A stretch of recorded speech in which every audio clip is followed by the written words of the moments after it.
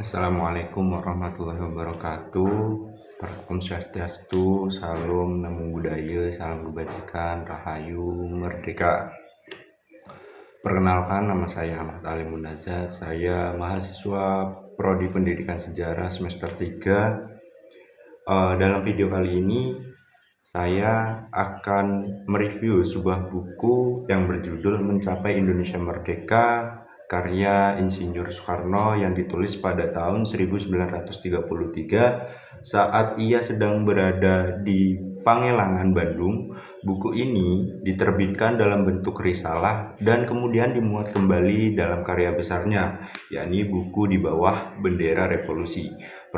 Penerbitan ulang dalam berbagai edisi dan format telah dilakukan oleh berbagai penerbit di tahun ke tahun berikutnya. Contohnya seperti penerbitan Haji Mas Agung pada tahun 1989, si Irsikot pada tahun 2020, dan Sega Arsi pada tahun 2015. Nah, namun kali ini saya akan berfokus untuk membahas atau mereview terkait buku Mencapai Indonesia Merdeka. Buku ini itu berfokus pada perjuangan rakyat Indonesia untuk meraih kemerdekaan sejati dengan penekanan bahwa rakyat Indonesia yang benar-benar menginginkan kemerdekaanlah yang dapat memperolehnya. Untuk pembahasan pertama, yakni sejarah dan sebab Indonesia tidak merdeka. Indonesia belum merdeka karena sejarah panjang menjadi negeri jajahan, mulai dari zaman Hindu hingga penjajahan Belanda. Pada zaman Hindu, Indonesia memiliki kemerdekaan terhadap Hindustan karena penguasa adalah pendiri kerajaan dan budaya lokal. Namun, rakyat jelata atau yang biasa disebut marhen itu tetap tertindas. Penjajahan modern oleh Belanda membuat Indonesia hilang kemerdekaannya dengan rakyat semakin menderita bahwa sistem feodalisme dan imperialisme yang menekankan ekonomi dan sosial masyarakat. Yang kedua, perubahan sistem imperialisme. Imperialisme tua yang berupa sistem paksa dan monopoli berubah menjadi imperialisme modern yang mengandalkan persaingan bebas dan buruh yang seolah merdeka, namun tetap mengeksplor kekayaan Indonesia secara besar-besaran ke luar negeri. Meskipun membawa kemajuan teknologi dan infrastruktur, kemiskinan rakyat tetap parah dengan pendapatan harian yang sangat rendah dan beban sosial yang berat. Yang ketiga, kondisi sosial dan ekonomi rakyat. Rakyat Indonesia hidup dalam kemelaratan yang parah, seringkali harus mempertahankan hidup dengan penghasilan yang sangat minim, bahkan hanya bisa makan dengan sangat sederhana. Statistik menunjukkan besarnya kekayaan yang diekspor, tetapi rakyat tetap miskin dan terbelenggu pajak serta sistem kerja paksa.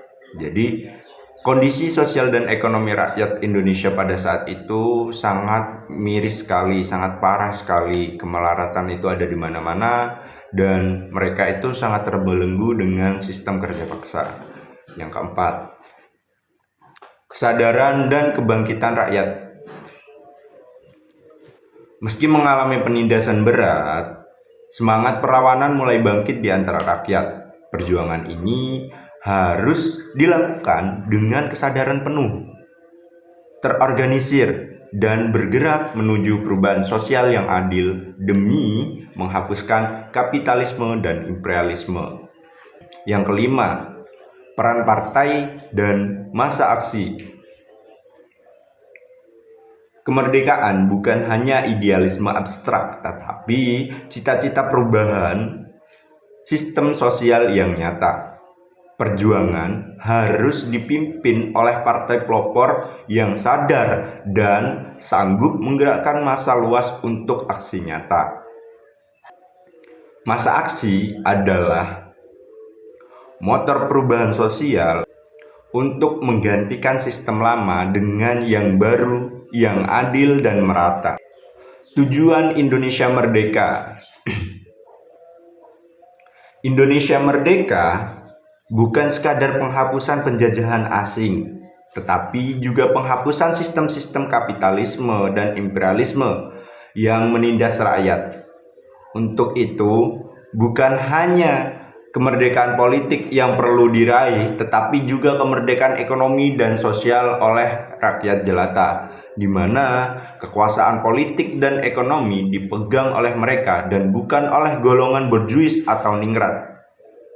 Golongan borjuis ini golongan orang-orang yang kaya, yang perekonomiannya itu menengah ke atas. Kemudian yang ketujuh, sistem demokrasi sejati. Demokrasi yang dicita-citakan adalah demokrasi politik ekonomi yang memberi kekuasaan penuh kepada rakyat, bukan demokrasi semu yang hanya milik elit. Sistem ini harus berdasarkan pada sosionasionalisme dan sosiodemokrasi yang menolak segala bentuk penindasan dan ketidakadilan. Nomor 8, non-koperasi dan perjuangan radikal. Perjuangan kemerdekaan Indonesia itu harus dilakukan dengan prinsip non-koperasi terhadap penjajahan dan sistem yang menindas. Ini mencakup sikap radikal di semua aspek perjuangan untuk menggugurkan sistem lama secara total.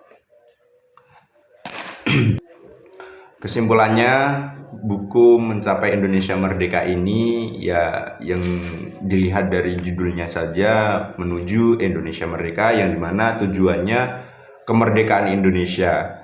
Jadi pergerakan panjang yang harus dipahami sebagai perjuangan rakyat yang sadar, terorganisir, dan memiliki tujuan jelas, membebaskan Indonesia dari penjajahan dan penindasan kelas. Partai pelopor yang menggerakkan massa aksi menjadi kunci utama kemenangan. Kemerdekaan sejati adalah jembatan menuju masyarakat adil tanpa kelas dan penindasan. Jadi itu saja yang bisa saya sampaikan di video kali ini. Jangan lupa like, comment, and subscribe. Assalamualaikum warahmatullahi wabarakatuh. Om Swastiastu. Salam Namo Buddhaya, salam kebajikan untuk kita semua. Rahayu Merdeka.